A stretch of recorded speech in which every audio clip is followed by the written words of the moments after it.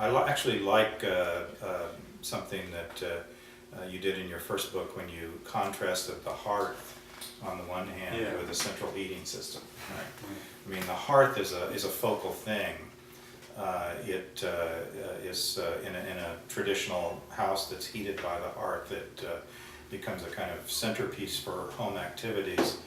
And some of those activities are not particularly pleasant activities. I mean, it's smoky, it's sometimes an annoyance, it requires cleaning, requires that to be constantly tended. If you're burning wood, you've not only got to think about the hearth when you're actually burning the wood, you've got to think about the hearth in the summertime when it's time to cut the wood and stack the wood.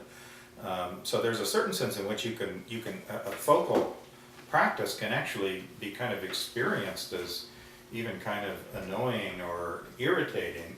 But what it does is it creates this center of activity and it pulls things together, and even in these activities that you don't think of as particularly rewarding, you're engaged with other people, you're engaged with things, you're kind of, you're producing heat, but you're producing so many other things for your life at the same time.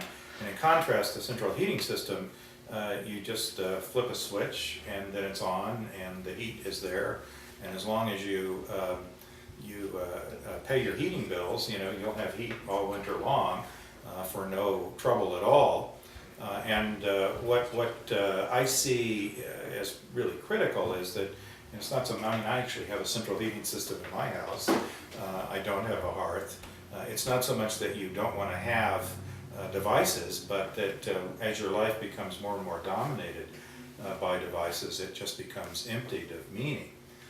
And this sense of being constantly pressed, I think, is a function of living in a life where we've made everything so easy, everything so quick to get, that we aren't really drawn into these, in some respects, more cumbersome,